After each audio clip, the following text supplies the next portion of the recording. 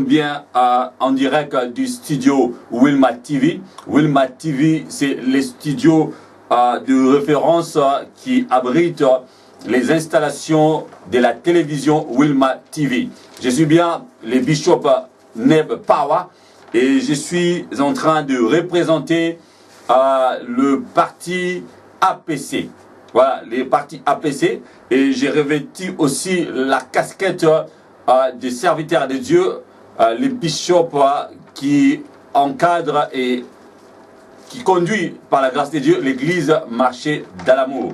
Mais ce soir, je suis venu pour lancer un message par rapport à notre indépendance de notre pays qui est la République démocratique du Congo. Voilà. Alors, hier, on a célébré, on devrait célébrer, en l'occurrence, le 58e anniversaire de notre indépendance. Mais dans mon même l'esprit, dans ma conscience, et j'ai fait un peu de recherche historique, en tout cas, il n'y a pas vraiment lieu de célébrer l'indépendance du Congo. Pourquoi? Ça fait bien longtemps. Voilà. Bien-aimés, peuple de Dieu, peuple congolais, nous sommes dans l'émission Les Temps du Parti. Les Temps du Parti, le parti APC, en sigle qui signifie l'Alliance pour les progrès du Congo. L'Alliance pour les progrès du Congo. Voilà. Alors, aujourd'hui, nous allons parler du devenir de l'APC dans la transition au Congo. Le devenir de l'APC dans la transition au Congo. Le devenir, ça veut dire simplement l'avenir, le futur. Le futur de notre parti APC et au détriment de ceux qui sont en train de passer dans notre pays. Alors, notre pays, le Congo, a beaucoup de problèmes et nous savons que nous sommes en train de préparer, entre guillemets, l'élection pour le changement, pour l'alternance dans notre pays. Et malheureusement, jusqu'aujourd'hui, en ces moments, il y a encore la perplexité par rapport à l'organisation de l'élection. Mais dans tout ce que nous sommes en train de faire et avec tous les données qui nous permettent de chercher les voies et moyens et de résoudre l'équation de la paix au Congo ou bien de la bonne gouvernance dans la République démocratique du Congo ou bien les changements tout court. Pourquoi? Parce que ça fait bien longtemps, en tout cas, la problématique congolaise n'a jamais cessé de faire parler, n'est-ce pas, les gens dans le monde entier avec hypocrisie. Tout le monde ou presque est hypocrite lorsqu'il parle du Congo, du devenir du Congo. Parce que même les acteurs politiques congolais, la plupart sont hypocrites. Je sais, parmi eux, il y a aussi des gens qui ont peur, n'est-ce pas, de s'exprimer. Pourquoi? Parce qu'ils ont peur des représailles des tyrans. Les tyrans, les gens qui sont en train, n'est-ce pas, de maltraiter le peuple congolais, d'imposer un système dictatorial, d'imposer un système, n'est-ce pas, pour piller les ressources naturelles et aussi, n'est-ce pas, de mater la population congolaise. Voilà. Alors, aujourd'hui, je voulais parler, n'est-ce pas, de devenir de l'APC dans la transition au Congo. Alors, quand on parle de la transition, ça veut dire simplement le changement, n'est-ce pas, un moment qui permet de changement. Par exemple, c'est comme une charnière de la porte, alors, qui permettent, n'est-ce pas, d'ouvrir la porte et d'accéder dans l'autre partie, n'est-ce pas, de la pièce ou bien de la maison. Et de la même façon aussi avec la transition politique, parce qu'il faut organiser les élections ou bien organiser, n'est-ce pas, un système qui va permettre dans un pays de s'asseoir d'une façon politique et puis pour organiser les institutions d'un pays. Voilà. Et dans ces programmes, peuple congolais, nous allons voir, et il y a d'abord, il y a trois choses que nous allons parler. La première des choses, c'est l'engagement, du parti, de notre parti, l'APC, et deuxième point, ça sera, c'est l'organisation au niveau local et national de la transition, et le troisième point, c'est au niveau de la restauration des institutions du Congo. Voilà. Alors, d'abord, d'une façon personnelle, pour m'introduire davantage, je suis le bishop Neb Pawa et j'ai les soucis de mon pays.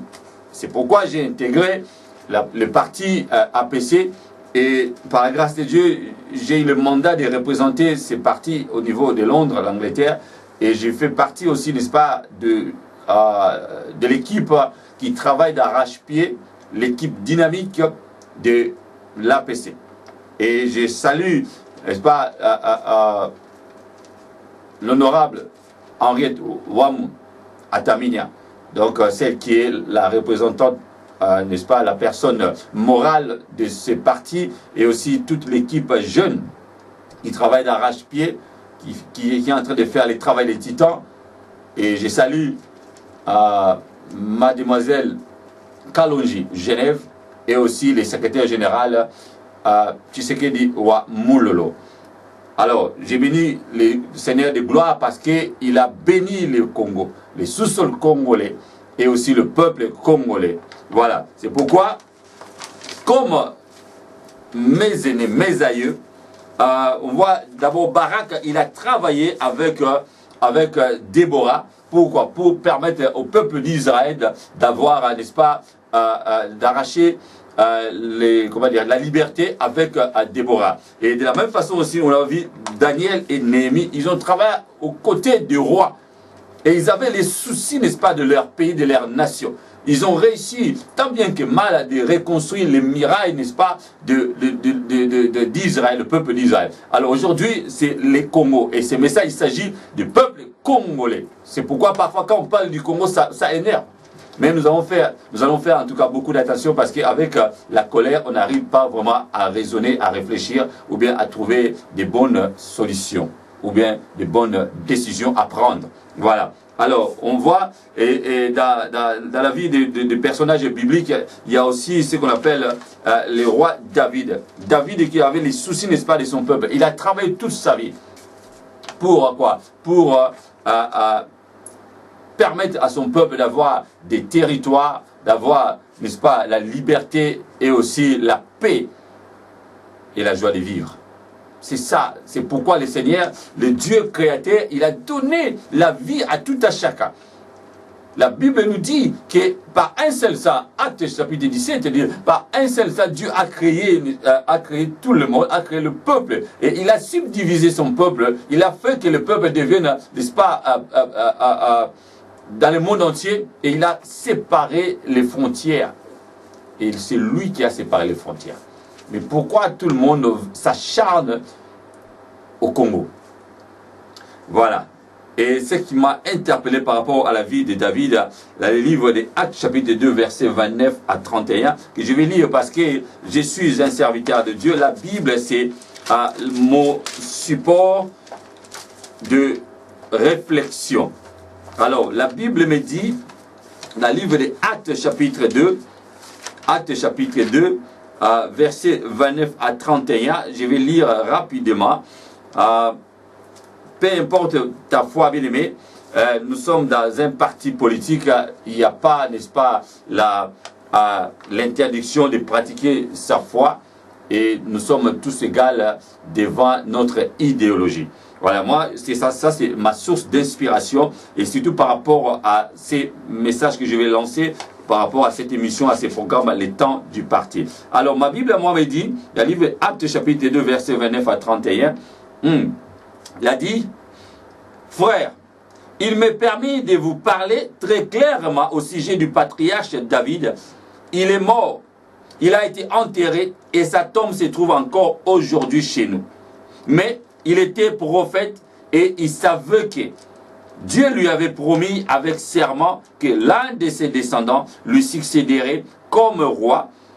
Et David a vu d'avance ce qui allait arriver. Et il a donc parlé de la résurrection du Messie quand il a dit « Il n'a pas été abandonné dans le monde des morts et son corps n'a pas pourri dans la tombe. » Alléluia. Voilà, je vais l'associer avec le livre d'Ésaïe, prophète d'Ésaïe chapitre 14, versets 3 à 7. La Bible me dit, Israël, quand le Seigneur t'aura rendu la tranquillité, après tant de souffrances et de tourments, après le dur esclavage auquel tu as été soumis, tu entonneras ces chants satiriques sur les rois de Babylone. Comment est-ce possible? C'est la fin du dictateur, la fin de l'oppression. Je répète encore, c'est la fin du dictateur, c'est la fin de l'oppression. Le Seigneur a brisé les pouvoirs féroces. Le Seigneur a brisé les pouvoirs féroces. Les bâtons des tyrans qui portaient au peuple des coups furieux et incessants, domptaient rageusement les nations et les persécuter dans la moindre retenue. Je répète encore, le Seigneur a dit, c'est la fin du dictateur, c'est la fin du tyran. Donc ça c'est un message prophétique pour ma nation. Je suis venu comme un serviteur de Dieu, prophète de Dieu, bishop dans l'église de Dieu et qui fait partie d'un parti politique. Pourquoi? Pour sauver son pays, pour participer à la libération de son pays. Voilà. Donc, comme je disais tout à l'heure, je vais associer, au fur et à mesure, je vais développer les 3 points que j'ai énumérés tout à l'heure pour faire comprendre aux membres de l'APC, à notre présidente Henriette Ouamou Ataminia, pour le soutenir prophétiquement avec la puissance de la parole de Dieu. Parce que dans le monde, il faut avoir une puissance. Soit puissance de Dieu ou puissance de l'ennemi. Même si on sait, même si on imagine, on peut beau dire que les gens qui gouvernent le Congo aujourd'hui sont des satanistes, sont des démoniaques, peu importe, ça ce n'est pas mon problème. Moi, mon problème est que ma position, ma vie, mon énergie, mon intelligence, ma sagesse, oui, tout ce que le Seigneur m'a révélé pour mon pays, je veux le mettre en action pour participer. Je ne vais pas mourir demain, rien faire pour mon pays. Je suis en train, n'est-ce pas, oui, d'accomplir ma mission. L'œuvre à laquelle le Seigneur m'a confié, et c'est par rapport aussi à tout cela, je participe, oui, à la reconstruction de mon pays qui est la République démocratique du Congo. Alors je disais, le devenir de l'APC dans la transition au Congo. Voilà, donc le premier point c'était l'engagement du parti. L'engagement du parti APC, c'est impératif. Comme j'ai dit la fois passée, par rapport à l'alternance du Congo, parce que les pouvoirs en place, les dirigeants qui continuent à diriger illégalement notre pays, doivent partir, laisser la place à d'autres personnes. On n'a pas besoin, n'est-ce pas, d'une personne providentielle pour diriger le Congo. Ce qui est passé, c'est déjà passé. Ce qui a été fait, c'est déjà fait. Mais aujourd'hui, le peuple congolais, debout comme un seul homme, pour essayer de mettre à mal les plans diaboliques pour faire souffrir le peuple congolais. L'engagement du parti, c'est l'engagement de tout un chacun. Nous, dans notre part, dans notre côté, moi personnellement, derrière APC, derrière Henriette Ouamou, je participe pour essayer de faire un changement radical, un changement obligatoire. C'est ce qu'on appelle l'alternance politique. Laisser les autres personnes diriger le pays parce qu'on ne dirige pas le pays comme on dirige sa maison. On ne dirige pas le pays comme on dirige son entreprise. On dirige un pays avec l'association de beaucoup de gens, la participation de beaucoup des connaissances d'autres personnes. Et surtout par rapport sur le plan politique, d'autres partis doivent aussi diriger. Il faut avoir ça à l'idée. On ne pourrait jamais continuer à vivre et à accompagner les dictatures en Afrique. d'une façon générale, et à l'occurrence en particulier au Congo. Et si je reviens encore dans l'histoire, depuis le 1885 jusqu'à 1960, presque 75 ans, notre pays a souffert. Il n'y avait pas de nation congolaise. Il n'y avait pas, n'est-ce pas, le pays, le Congo. Le Congo a été donné à une personne et légué à un petit pays et faire souffrir nos aïeux, nos grands-parents. Et après quoi, soi-disant l'indépendance, et je salue le mémoire du peuple congolais, de nos pères qui ont combattu, malgré leur jeune âge à l'époque. Ils ont défié le peuple blanc.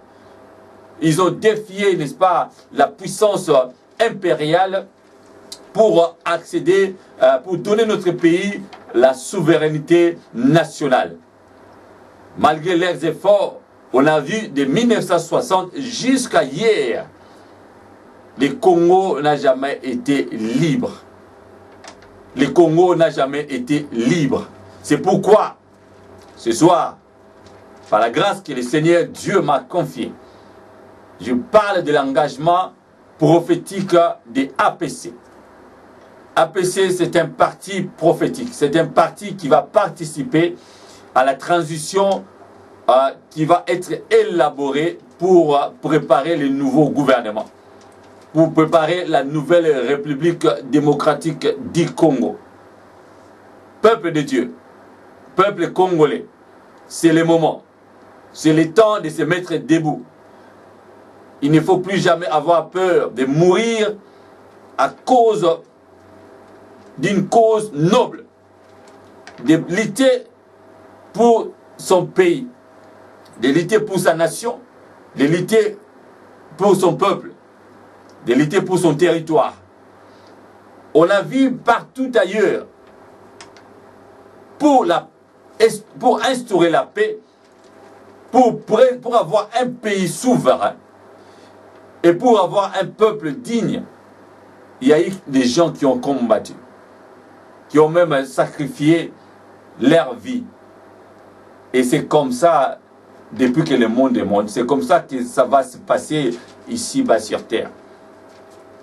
Si la mort vient, on va mourir. Qu'on ait peur ou pas. Si le Seigneur Dieu, c'est lui, n'est-ce pas, qui détient les souffles et les vies.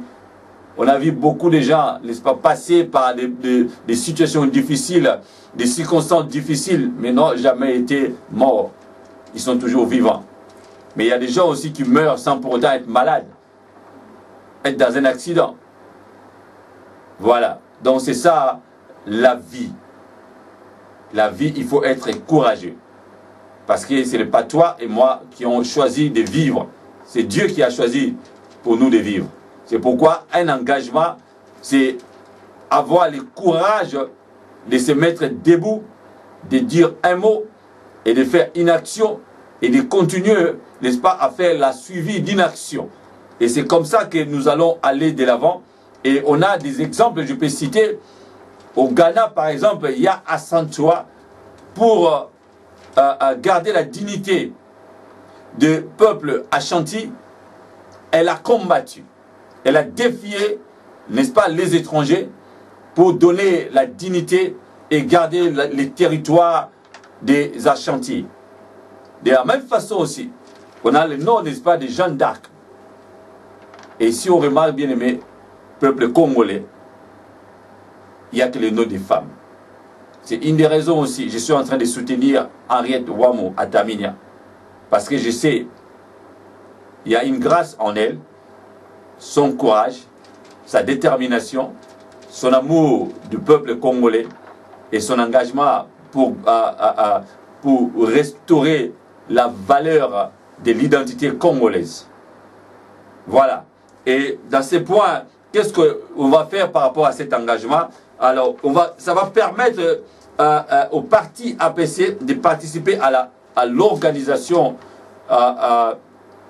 de nouveaux ou de petits gouvernements de transition. Et par rapport à quoi? Par rapport à la structure de mettre en place, par rapport à l'idéologie de APC, de restaurer un état de droit au Congo. Un état dans lequel il y aura, n'est-ce pas, la paix, et dans un état où va régner, n'est-ce pas, la justice. Donc personne ne sera au-dessus de la loi. Personne ne sera au-dessus, n'est-ce pas, des institutions, parce que tout le monde va être sur le même pied d'égalité. C'est ça, n'est-ce pas, un pays là où règne la justice et la sécurité. Donc tout le monde est égal devant la loi et on travaille tous ensemble. Un pays là où tout le monde a le droit de travailler, tout le monde a le droit, n'est-ce pas, de participer au bien-être et de préparer l'avenir de nos enfants. Voilà, donc c'est ça, ça fait partie de l'idéologie. Et le deuxième point, il dit par rapport, n'est-ce pas, à l'organisation au niveau local et national. Au niveau local et national, ça veut dire par rapport à Kinshasa, là où c'est le siège de toute institution congolaise, là où il y a une forte pression pour notre pays, là où commence et là où se termine toutes choses. Pourquoi? Pour bien asseoir les choses dans notre pays.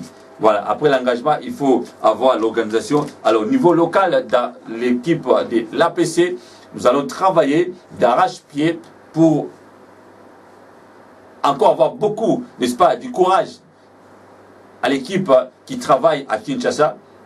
Et nous allons faire l'effort, mettre les stratégies en place pour installer les représentations de l'APC au travers les Congos. Ça, c'est tellement important pour permettre au parti APC d'avoir des solides racines. Voilà. Donc là, nous allons parler par rapport à cette organisation du patriotisme, la participation dans ces processus de l'organisation de la transition. On sait bien, par rapport à la sortie ou à la libération de notre bien-aimé Jean-Pierre Bemba, les Occidentaux, les pays riches, la communauté internationale peuvent manigancer tout ce qu'ils peuvent pour organiser, n'est-ce pas, d'avoir les schémas pour avoir on va dire, un petit gouvernement de transition avant l'organisation des élections. Mais ça, ce n'est pas notre problème. Notre problème est que nous devons travailler pour que les pouvoirs au Congo ne viennent plus d'ailleurs. C'est possible. Nous sommes les hommes comme eux. C'est possible. Le Seigneur Dieu nous a bénis. Ce n'est pas par hasard qu'il y a presque toutes sortes de minéraux dont le monde a besoin. Mais pourquoi d'autres personnes sont en train, n'est-ce pas, d'utiliser les sous-sols congolais au détriment du peuple congolais? Le peuple congolais n'existe pas dans leur schéma. Le peuple congolais est comme le peuple moins que rien. C'est pourquoi le peuple là a besoin des gens qui vont leur donner de la valeur. Parce qu'ils sont des hommes. C'est lui qui a inventé l'avion. C'est lui qui a inventé la voiture. Ils sont de la même façon que nous. De la même nature que nous. On a aussi la possibilité d'inventer les choses parce que le monde n'a pas encore fini de vivre. Nous allons continuer à travailler pour l'organisation de ce gouvernement de transition qui va permettre au parti APC d'y participer. Et le troisième point, je dis, par rapport à la restauration des valeurs. Restauration des valeurs d'abord la valeur familiale. Oui, la valeur familiale parce que c'est ça la source du peuple. C'est la source d'un pays. Il faut qu'il y ait une maman, un papa, des parents, et les parents qui ont des enfants, et que les parents soient capables d'élever les enfants soient éduqués, et ces enfants-là qui vont devenir les responsables demain, les autorités du demain. Alors si la famille est bafouée, La famille n'existe pas. La famille, les parents sont incapables de trouver du travail, de travailler, de subvenir aux besoins de leurs enfants. Ce sont des choses que les tyrans sont en train de faire. Les pouvoirs d'opposition. Ils ont bafoué l'éducation au Congo.